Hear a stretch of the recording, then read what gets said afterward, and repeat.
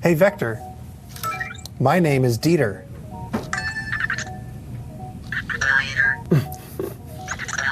You're Dieter, apparently. This little guy right here, his name's Vector. He's a home robot from Anki. And here's a question. What can you do with him? Now, if you're familiar with Anki, you know that they make another robot called Cosmo that looks a lot like this little dude. But the differences are that this thing is way more powerful. It's designed to be always on. It's connected to Wi-Fi, and it knows what's going on around it all the time. It's just sort of looking around, hanging out. And it has a lot more powerful technology in it too. So there's a laser sensor on the front, little capacitive sensor here so it can feel if you're petting it. It has 4 microphones so it can hear you say its name and respond to you and answer questions like, what's the weather like? To understand what all of that means, we came to Anki's offices here in San Francisco to talk to the people that made Vector and find out what they think you can do with it. Anki calls Vector a home robot, which makes you think about Rosie from the Jetsons, but Vector can't really do that much. It can do some very basic assistant stuff like Alexa, but Anki is spending way more time working on the robot's personality than its utility. You can think of him as an older brother for Cosmo, okay. But definitely not Cosmo. Hey, Vector, I have a question. What's the distance from San Francisco to Los Angeles? The distance is approximately 347 miles from San Francisco to Los Angeles. Hey, Vector, set a timer for 10 seconds.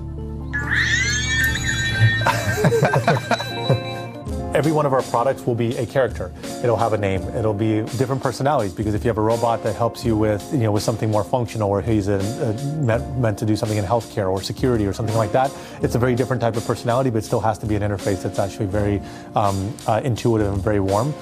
A robotic personality could very quickly become really gimmicky. So Vector doesn't actually talk too much. It just sort of chirps and beeps like a little droid, unless you specifically ask it a question. But more importantly, its actions are designed to react to the environment, which makes it feel a little bit more alive.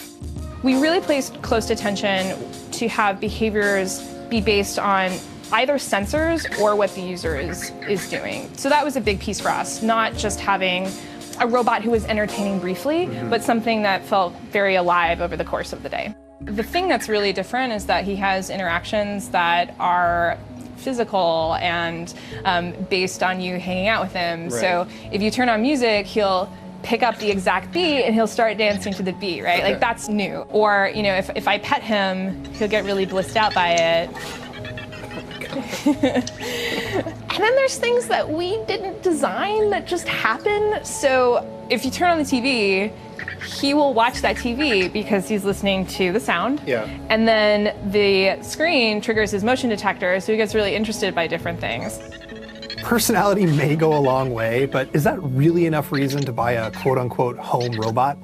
When you think about kind of that stereotype of the humanoid robot, you end up going into a bad place for 2 reasons. One is you hit a price point that is totally impractical for the level of capability that's possible today. Right. And you end up pigeonholing yourself, because you end up trying to match the strengths and weaknesses of a human, which don't map perfectly to the strengths and weaknesses of robotics today. Right. And if you miss anything, you hit the uncanny valley, which is basically creepy and unnatural. By making a character that is very humanistic in his qualities, but not trying to sound or look or feel like a human, you actually can better match your strengths and your weaknesses and avoid your weaknesses. Right. You can set expectations. And you set expectations the right way. And so the fact that he's still a cute little character means I don't expect him to get me a beer, which is the test for a That's home exactly robot, right. That's exactly right.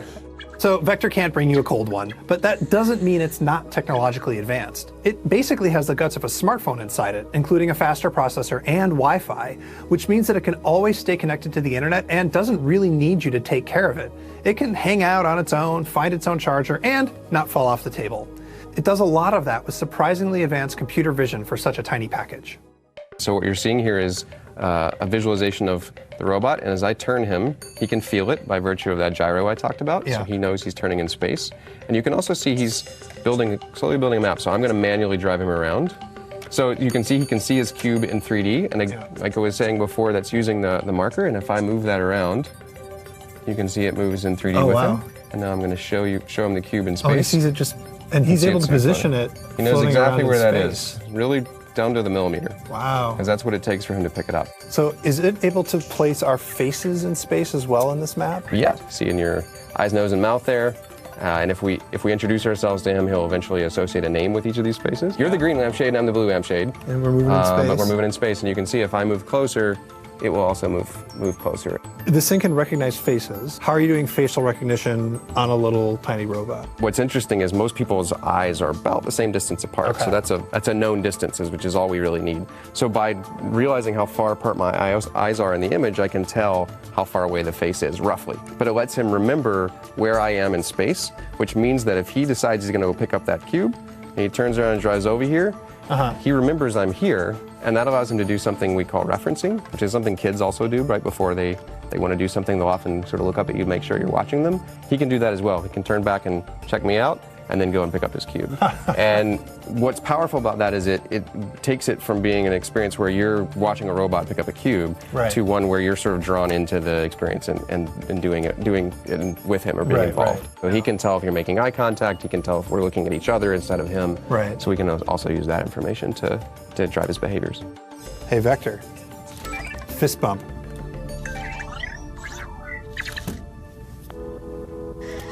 He can tootle around, drive around. He's sitting in his home right now. Are you imagining I'm gonna put him on a counter, like sit on the floor, on a coffee table? Like, Coffee table, yeah. So living room, coffee table, kitchen table. We have an accessory that's kind of like his habitat. And the key is that he's always on. You should forget that there is an on-off switch. He'll charge himself, go back to his charger.